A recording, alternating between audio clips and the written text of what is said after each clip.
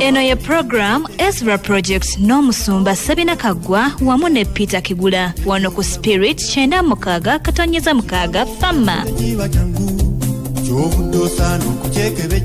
Mukama yebazibwe. Tuli ku Spirit FM 96 katonyeza mukaga ne program amanyidwa nga Ezra Project. Leo nakuba Sunday sawa ziwelida sawa 12 dakika ngemu kanse mukanange wampamba babuzeeko abalungi abatuuliza Mukama yeebazibwe twongera okumwebaza nti n'olwaleero alukesezza era nga tukyaliwo nga tukyasomoka ogw'obulamu wasuzo kyano ssebo nasize bulungi ssebo ate gwe nyongera kumwebaza amiina atuwadde ssebo Peter Katowampamba gegange ngandine ku Mutala Joggo Goma Misinge mukono municipality mukono division ne mukama wange kitange era muweza munange Sabina Kaggwa Washington yagala nnyo naye kandi ago bagatuwanga ante tewali bizibu omwana mweri nyanga twagala eddala tugobye bumale ne programu yaffe ya Sunday kiba naye ya Ezra Project nga bulijjo tubajjukiza ati beba ya dakiika 3 naye tukomawo ku Monday ne programu ekyuma kya mukama waffe Monday n'olwokusatu gye tuba ne ssaawa namba tukozesa radio ekyali emu Spirit FM 96.6 abali kuno musobola ogitega abali ebunayira oyinza okukola live streaming naye tumwebaza mukama ennaku z'omwezi ziri mwenda ogwezi ogw'omunaana so mwaka gugenze tumwebaza ekisaasi kituwaludde okutuuka nano olwaleero abantu betumanyi ne betutamanyi naye tubalamusizaako nnyonnyoni ddala so twagala kulokola budde kulaba nga tubandula ab'ebbowa tubataddemu awo mukama abatuweera omukisa ab'ebusoga naye gye muli abali kuno okumpi neewala nammwe tubalamusiza ndowooza beebo benkola nabo nammwe mbalamusiza mukama abawa omukisa sebo ntentumidde sengange eniyo Nalukwago nga bulijjo maama Anne Makerere omwami n'omukyala Musisi n'abooluganda bonna abagolokoka okuliza programu zino nga bagenderedde bayigiriza ba mukama waffe sebo mpulidde muli okwongera okwebaza abali mu ffumbiro nammwe tubalamusizaako nnyonnyoni ddala mukama ayongere okibabalira katusabe mukama katonda waffe omuzayo nti byonna tukomere nate maaso go n'emitima egikwebaza tugulumiza tukuwa ekitiibwa mu bwongo bwaffe magezi gaffe mu kutegeera kwaffe teriyakwekana teriyalinga ggwe atukuuma nga tobongoose ate nga tokuumidde musaala nawo n'olukesezza era otuwadde tuzze okuyisaawo bye tuzze okwogera naye ffe katubule tubeere eddoboozi obudoboozi oba omuzindaalo oguyisaawo ebiwateeseteese abadduwo n'abazaana bo n'abaana baffe abali abagenda okuwuliza bino ssebo okubiteeka mu nkola okutambula obulamu obw'ekikristaayo olugendo olunyuma era olweyagaza kubanga okutegeera n'amazima bibaleeteddwa naffe otuwa omukisa atubyogera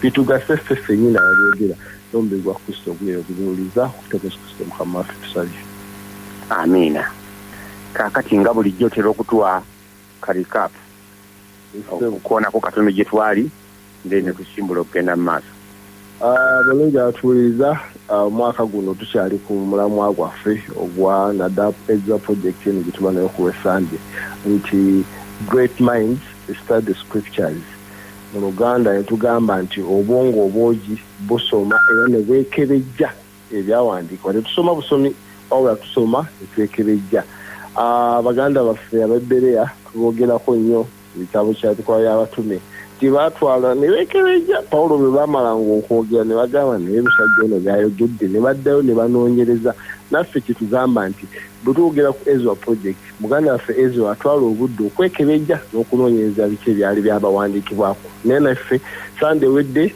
tukyali wansi wa omutwe ogwa etteeka n'ekisa naye tulinamu subtopics Sunday wedde twayogera ku amazima n'okugonda truth and obedience ekisa kino bwe kijja n'amazima amazima gano tugondera magondere so truth and obedience n'olwekyo ekisa kino kuba tetukipakasiza we don't work for grace but we receive grace toyinza agamba nti ntaddeyo dola zange nfune ekisa mukama asiima busiimi n'atuwa ekisa kino tetupakasiza kipakasi naye ekisa kino bwe kijjako n'amazima. Grace comes with truth, which truth causes us to see it. Amazima gano tulina galaba tulina gagondera, so no wonder twayogera ku truth and obedience. N'olwekyo ekisa tekijja buzi naye waliwo statement yali enkulu nti ekisa kino bwe kijja with specific, relevant and relative instructions. Ekisa kino Katonda kanduza kwese example ya Abraham twajogerako Ibrahim mu luberebire 12 Mukama amugamba nti va mu nsi yanyu otambule mu nsi gyendi kulaga eyo kati Ibrahim ebyaddirira yalina okugoberera ekyo Katonda bwagamba Nowa nti bajja eryato yali specific era nga n'ebyokukozesa byaliwo kwegamba ekisa kino bwe kijja kiina ebitukugira okubeera nga tutambulira mu ebyo byennyininyini atuge mazima agakijjirako abamanyi Olungereza ekigambo kiba specific kyekyo kyennyini bwe bagamba color red, it is red, not orange. Tokola langi ndala relative nga kyansonga kyo kyennyini kiri ku mulamwa. So amazima gano bwe gajja beegatyo bwe gabeera n'olwekyo Katonda amazima kwe kulaba ebintu nga Katonda bw'akola ki bw'abiraba. Amazima tegali ku kkono tegali ku ddyo gali wakati, n'olwekyo ogwaffe gwakulabanga bwe kisa kino bwe kijjirako n'amazima kirina okugondera amazima gano n'olwekyo tusobole okuyingira muki omukisa. Ndowooza olw'eddakiika tuyinza okukawunzikira awo tubandule ebyaleero Mukama wange. Mukama yeebazibwe. Omuyizi omulungi wuuli abali eyo singa mbadde omu ku bo nali badde nkubangalo kubanga okusomesa yenna ekinyuma nti bw'oba oyigiriza omuntu n'aba ng'asobola okuddamu n'alongojja bye wayogedde oba omanya nti ofunye eggwanika eryokubiri mwotadde ebintu. Kaakati nammwe abawulira ebintu bino muba nga mubitwalira okubinootinga mukola ng'ono muba muterese mugaziyiza amawanika ga Katonda mwatereka ebintu kubanga bino ebintu ng'amazima gajja ne Mukama waffe Yesu yekka ye yali agalina. Abafalisaayo nga tebagalina, abasaddukayo nga tebagalina, n'abalala bonna naye yekka nga yagalina. Naye yagenda anoonya abantu mwagateeka nga Pawulo bw'agambira Timoseewo nti ebigambo bye walaba mungi n'owulira ne bajulirwa abangi biteresenga abantu abeesigwa abayinza nabo okubiteresa abalala. So ebintu eby'omuwendo bifuna ebifo eby'omuwendo bwe babitereka era ebifo bwe babiteresa bifuuka eby'omuwendo kubanga muterekeddwa eby'omuwendo. Bank of Uganda kizimbe ng'ebizimbe ebirala byonna naye kikifuula eky'ekitalo waliyo eby'omuwendo gwaffe. Kaakati Bank of Uganda neefuuka ekifo eky'omuwendo. Naawe oli muntu owa bulijjo naye singa omwebwa amazima nga gano n'ogatereka mu mutima gwo oba ofuuse ekifo eky'omuwendo ku nsi kuba Katonda aba atereseeyo eky'omuwendo. Tekyajja na mulala, kyajja na Mukama waffe Yesu. Kaakati leero tugenda kwogera ku kigambo experiencing blessings. Mu Luganda kiyinza okunkalubirira okunyonnyola kujja okusiiga ekifaananyi ne experiencing blessings. Okubeera mu mikisa gye si myogere n'obeera mu bibeere n'okiwulira. Njala kwongerako ku kino Muganda waffe bwe tuvunula great minds study scriptures. Envunula emu egambye nti obwongo obwogi naye katuteekako na kino obw'ekitalo kubanga ekigambo great tuyinza okukiyita bwogi naye tuyinza nekiyita nti ekitalo. Abantu ab'ekitalo gandi kundi ewa kitalo asoma amawulire gonna agali mu Uganda agasoma wa kitalo kubanga wali obunene bwe. Naye great minds, we have great minds tegasoma fiti obwongo obwo tebusoma obw'ekitalo tebusoma physics yekka tebusoma amawulire gokka busoma ekisinga obukulu abantu tebatayagala kusoma bwekebejja ebyawandiikibwa. Great minds study scriptures. Kati bye tugenda okwogerako si study ne ffe tugikoze n'abalala bangi bagikoze. Abantu nga Ibrahim, abantu nga Nuuwa baastadinga omutima gwa Katonda ne bajjamu okutegeera. Kati naffe katulabe Katonda watutuusizza mu biro bino. Experiencing blessings. Ngenda kukola statements 3 mu kusooka mu luvannyuma tulambulule nga twongereza we twakoma luli. Esooka ekwatagana ne Lubereberye Essuula 1 olugero lwa 28. Katonda mu lwa 26 tukole omuntu mu kifaananyi kyaffe era mu ngeri yaffe bafuge ebintu by'oku nsi. Naye olwa 28 agati Katonda n'atonda omuntu mu kifaananyi kye era mu ngeri ze n'amuwa omukisa. He blessed him. Yali talina kiyafa kasizza, talina kiyakoze naye n'amuwa omukisa. Ekigambo omukisa mu Luganda kyaweebuuka nnyo kuba omukisa kifaanagana n'ekyansi kiringa eggwiiso, naye twogera ku obulungi bwa Katonda obugenderere. Katonda bw'amala okutonda omuntu n'amuteeka ku nsi n'amuwa obulungi bwe, n'amuwereekereza obulungi obuva mu mutima gwa Katonda obugenderere. Olwa 28 Lugamba kati nezijja mu statement enegamba bwe God created mankind, oba kye wandise humankind, oba kye bayita Adam, kuba Adamu linnya lya muntu ne Adamu kyekikula ky'obutonde bantu. N'abatuuma n'atonda omukazi n'omusajja n'abatuuma erinnya lyabwe Adamu, ekitegeeza humankind.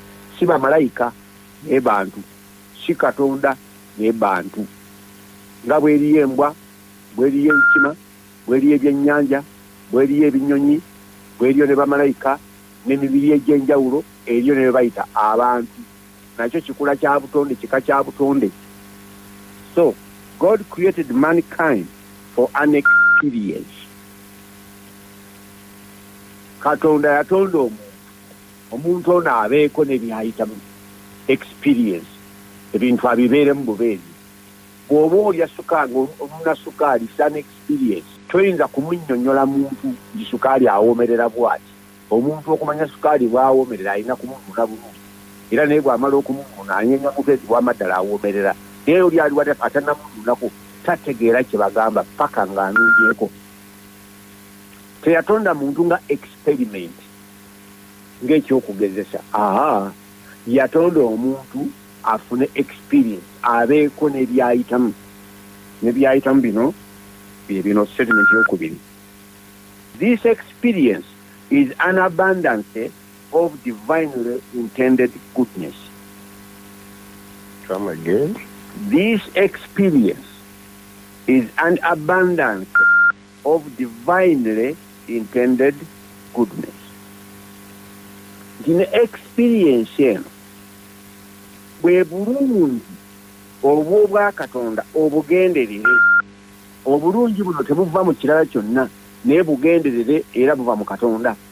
Ng'omuzadde bw'ategekera omwana we n'alyoka azanga pakase ssente zange ngule ebibanja nzimbe ennyumba ngule bwendi nzaale omwana kogamba n'ateekateeka omwana n'amuteeka mu bulungi obugenderere. Katonda teyamala kutonda muntu n'ayiye omuntu by'anaakozesa, yamala kuteekawo bintu omuntu by'anaakozesa n'alyoka atonda omuntu. So yatonda omuntu n'amussa wakati mu bulungi obugenderere. Omuntu abwe experiencing nga tugaye muntu bw'anona sukaali n'ategera sukaali bw'awomu, oba bw'alya kamulali n'amanya kamulali bw'abalaga. Okubyogerako obwogezi kirala naye okubibeeramu nakyo kirala. Omuntu tuyinza okulowooza nti otuuse e Bulaaya, n'otandika okulota ng'otuuse e Bulaaya, n'obeera ne mu firimu n'olaba ng'ali e Bulaaya. That's not an experience. Ekyo oli ku fantasy, olaba birabe. Naye bw'olirinnya ennyonyi n'otuuka e Bulaaya egenda kubeera experience. Abantu kye baba baagala ennyo okulinnya ku bbaati, abo abaatambula edda mu mmotoka. Abatalinnyanga mu mmotoka ayagala atule mu mmotoka alabe bwefaanana. Bw'aba agikukwata bwe gusoose abantu embwa gye batagaali era bayise emiti naye ati kitambule. That's an experience. Osese bwe museka nga manyi waliwo kyotegedde kitujjonyolese tabyeyongereyo. The experience eno kwegamba kali kogaye nti Katonda teyakola muntu nga experiment, yakola okubeera ne experience eyo nti bw'oba nga tugendaako mu kifo nga bakikugamba oba otandika okukuba obufaananyi oba bafaanana ate bakola ki, naye kakati bw'ogendayo that experience. Naye kati oba osobola okunnyonnyola nti emmotoka etambula bweti, emmotoka ekola bweti. Kaakati abantu bw'obannyonnyola kankulope bw'obannyonnyola omutindo gwa first world abantu abali mu nsi kulakula nedda atunulira ku Uganda naga byogero omuntu ogenda nga tewali ku petrol station nga tewali wakuteekeramu mafuta gojjayo pampu ne weeteekeramu amafuta n'ogenda n'osasula ssente ekyo kijja kitya naye bw'oba nga wali otuuseeko mu nsi ezo ekyo wakiyitamu ddanga experience si kirooto bulooto kaakati gwe obulamu bwa Amerika obumanyi naye nze situlukangayo experience ya Amerika sigimanyi eya Uganda gye nsinga okutegeera kyetugamba nti Katonda yatonda omuntu abe n'ebintu ayitamu ng'abiyitiramu ddala naye nga n'ebintu byayitamu bwe bulungi bwa Katonda obugenderere bwe yategeka era kyava agamba nti amaaso gatalabangako n'amatu bye gatawulirangako n'ebyo bitayingiranga mutima gw'omwana w'omuntu bye birungi Katonda bye yategekera abo bamwagala byaggwadde okutegeka naye omuntu alina okujja okubya experiencinga Ssaabasajja Ssekabaka Muteesa yasikira eŋŋoma nga wa myaka 15 naye teyalega ku bulungi buyinza paka nga awezezza 18 so obwakabaka tebwafuka experience okutuusa nga awezezza emyaka 18 kati n'akitulamu nga yennyini yatudde ku ntebe takyalina bakatikyo nti be bamulowooleza bw'alowooza ebyekisiru tugenda n'ebyo bw'alowooza ebyamagezi tugenda naki n'ebyo it was an experience. Statement yokusatu. Experience si mpeera ya mulimu. Experience is not a reward of work, but the effect of resonating with the divine and eternal order of the kingdom of God. Their statement in Pambuko tujja kugiddamu mpola mpola kuba ebisigadde byakunnyonnyola bunyonnyo. Kangiddemu luzumu. It is not a reward of work, but the effect of resonating with divine eternal order of an eternal kingdom. Experience eno si mpeera ya mirimu gy'okoze. Naye kiva mu kuba nti okulukuta n'enteekateeka ya Katonda ey'obwakabaka obwo obw'emirembe n'emirembe. Kankiddemu era experience eno ey'omukisa guno si mpeera nti okoleredde nkolerere naye okubanga okulukutira wamu n'enteekateeka y'obwakatonda ey'obwakabaka bwe obw'emirembe n'emirembe. Kankidde mu ngeri endala nti waliwo obwakabaka bwa Katonda bwe bubaddewo okuva emirembe n'emirembe naye buli engeri ebintu byayo giriko kuba obwakabaka bwa Katonda tusale odaye ebintu bikolebwanga bwabitegese bwabyagala. Kaakati bw'okulukutira mu ntegeka eyo ey'obwakabaka bwa Katonda nti wano bakola nawano bakolawe bati kino bakikolawe ekikino osanga obulungi obugenderere naye bw'ogezaako okusobya entegeka eyo osanga akabaate bw'oyingira ewa Sebina waliwo we bateeka ebikopo waliwo we bateeka amasowaani gye bafumbira ne gye banaabira naye bwe kusanga ng'oddidde emmere ogifumbira mu kinaabiro oba osobezza ebintu oda oba ogyonoonye era ojja kufuna obuzibu nga seetaga nakukwatako wabula obuzibu bujja kuvaawo. Bw'oliira mu ssowaani y'enkoko emmere ojja kubanga ogirya naye ojja kulwala kubanga oliiridde mu kintu ekitali kituufu kyetugezaako okugamba. So Katonda yatonda omuntu abeerera experience n'experience eyo ya bulungi obugenderere nga Katonda yabukoze abuwadde omuntu n'obulungi obwo si mpeera wabula kyekibala ekivudde mu buwulize bwe mu kugoberera enkola gy'asanzewo ey'obwakabaka. Waliwo omwami bamuyita A.R. Bernard musomesa mulungi nnyo ogenda ku mutimbagano omusanga yakola statement myaka nga 2 egiise ekigamba nti we live in a universe of order governed by systems of laws. We live in a universe of order governed by systems of laws. Nti obwengula buno bwe tulimu bulina entegeka yaabwo era n'ennono ezibufuga. Ensonga lwaki enjuba evaayo buli ku makyati n'egolooba buli waliwo order mu universe era ekolerako principle nti ensi eno yeebulungulula mu sipiidi entuufu bwesussaamu bwekeerewamu tufa naye waliwo engeri gye yabitegeka Katonda nti bwe biteeka okubeera bwe bityo toyina ngeri ndala nza kikolamu eyo katonda yapima yazitakola bukozi experiment wakanga takola experiment katonda akolera ddala ebintu kubanga amanyi tagezesa bugezesa. So ezimu ku principles ezifuga obwakabaka bwa katonda bagiyita cause and effect. Mu Luganda kyetwandike nti kyosiga kyokungula. Era Abagalatiya 6:7 wagamba nti katonda tasekererwa, buli muntu kyasiga. Bwe yabanga yategeka ebintu bye mu ngeri bweti, obwo bwe bulungi bwe yategeka, bwakuleeta n'akussa mu bulungi obwo wakati, akusuubira okwekuuma enkola ez'obulungi obwo. Tojjaganya katonda nsobola okumuyita kulitalaba nze nsobola okusimba ebijjanjalo nze bw'olaba n'enkungula ebinyeebwa. Tosobola. Kyosiga kyokungula.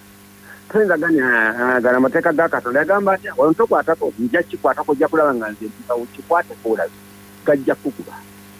Bwe gaba amasannyalaze gajja kukuba kubanga eyo divine order ey'obwakabaka bwa katonda obutaggwaawo obwategekebwa ku musingi ogw'obulungi temuli kabi. Naye buli agezaako okwagala okukyusa abanga anyo gamba nti katonda enkola gy'olina si yeyokka ekola naye n'enkola ekola. Enkola eriemu kyova nti omusajja baamutondera omukazi basobole okuzaala. Kati bonna abatayagala kuwasa nze mpulira musajja munnange tebasobola kuzaala, era singa babe baliko bokka bwe bafanga n'ensi eggwaawo kubanga oda eriemu. Wateeka okubaawo omukazi n'omusajja wabeewo abantu ku nsi kuno. Ontegedde bulungi.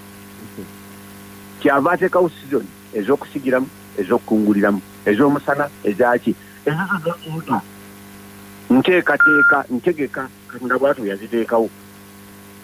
So kakati oda gye tutambulira mu biro bino ebyekisa egamba bweti we receive grace, ekisa tusembeza kisembeze tukkiriza nti bakituwadde topakasa webaza ddunda ompadde nze nkyaliro mbadde neebaza katonda kubanga yandaba bungi tewali.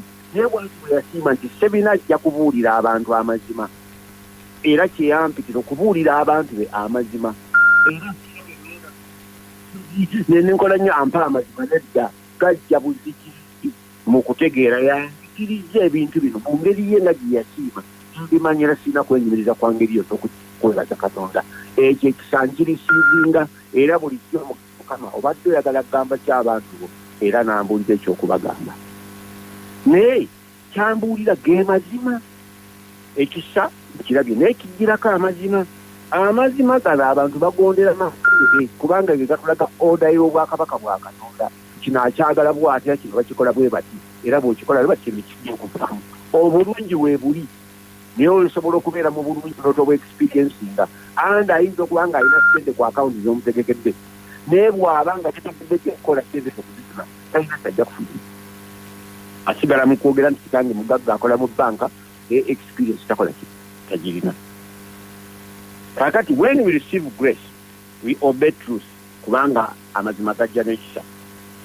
Kakati bwe tussa amazima gano mu nkola nga tuwulira emitima gyaffe gikwatagana ekigambo kitwakoza resonating nola nti okugaba kya muwendo okusinga okuweebwa omutima gwo n'owulira nga ekyo kikulu kikola amakulu n'okissa mu nkola then otandika okulaba omukisa ogubeera mu bubeezi. Teweetaaga muntu kukusabira, teweetaaga muntu kukwogererako bigambo. Ekyo kyokoze okuwulira amazima n'ogassa mu nkola nga bwe gateekwa okussibwamu ekyo kimala. Njakuwa experience emu y'omusajja nalisoma mu mawulire edda galegeta taifa diikula buno bukatuni oba kuba yajja wamukoddemu oba yakyala kati bwe buziba ngalaba balubu erengejja nagali awo ge masannyalaze kati bwe buziba kyava abaka ekibiriiti n'afuna akatebe balubu yagaana okwaka obuti n'abusaza n'abumalamu munnaawe amusanga mugazi wa kiki gyokola nti ati yegaana akakogoniza na bubiriiti n'amulaga swit olasaako switi tegaaka kati diikuula ye yali amanyi amasanyalaze awo gawakubakakolaki na kibiriiti. So omukisa guno ogwa katonda gwe twogeddeko si bintu byatukwatukako byokka. Mu Befeso essuula emu egamba nti eyatuwa buli mukisa gwonna ogw'omwoyo mu bifo eby'obukulu mu Kristo Yesu.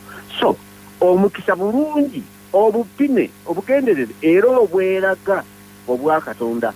Kino kyeyasuubiza jjajjaffe Ibulayimu okutuuka ku famire zonna ez'okunsi mu Kristo Yesu.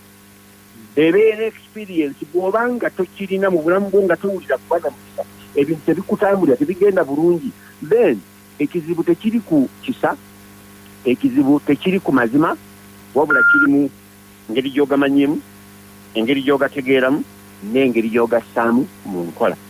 N'okugassa mu nkola kuno kuva ku ngeri gy'ogategeddemu n'okkiriza nti okay, eno y'engeri yokka gye kikola, n'oddira engeri eyo n'ogyekuuma n'ogissa mu nkola ne kituukirira.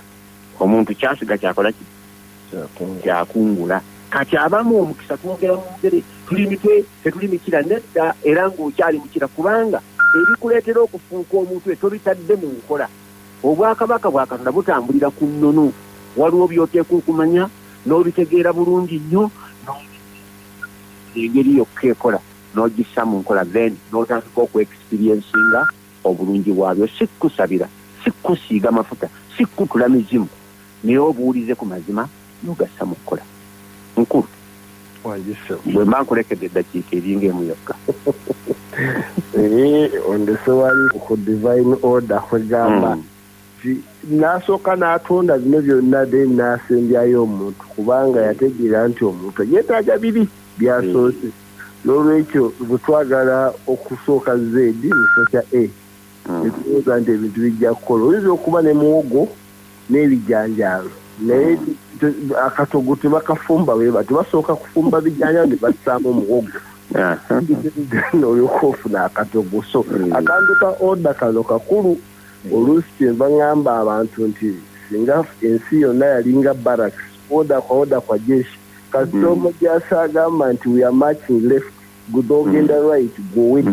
So ne Katonda gwe twagala okuzanyirako, there's a particular order ebintu gyabirabamu. Kati we man marry fell man, eyo tebaako oda ya Katonda. Ndowooza tulina okuba ekisakiro bwe kijja n'amazima, amazima tugondera ki? Magonde. Then Katonda wali na Ibulayimu n'agondera ebyo n'afuna bino n'alapalaba omukisa. So tulina okumanya nti tuve oda, tuve ku byaddiikula okusaza obuyite obumalawo. Tulina okuparticular order Katonda gy'alabamu ebintu agyagala tuli experiencingemu. Ndowooza is as simple as that.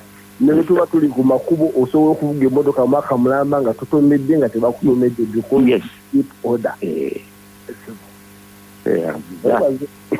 Amina. Katonda waffe twagala okwebaza olw'ekyo kye tuyisizaawo olwaleero. Nzikiriza tulina be twogedde nabo, waliyo amayinja amalamu agajja obbetoola gabijjemu experience eyo, kuba tubale twogera how we experience your blessings. There is a certain way wateekateeka ebintu bino tubitambuliremu, tubiragayo tunyumire. Ebba tusaba Katonda ng'otubikkula amaaso gaffe naddala ag'omwoyo okusobola okulaba ebintu bino, then ag'okungulu gajja kwongera okulaba ebintu bino, tubitambuliremu tubinyumirwe, tubikwateko kubanga wabiteekateekera dda ffe abantu nga tunaana kutukola kutundange. Otesa omukisa ogubeerera abadduwo n'abazaana bo n'abaana baffe enaku bugazi bw'ensi eno okutama Kristo Mukama waffe. Amina. Weebale kuwuliriza program Ezra Project wano ku Spirit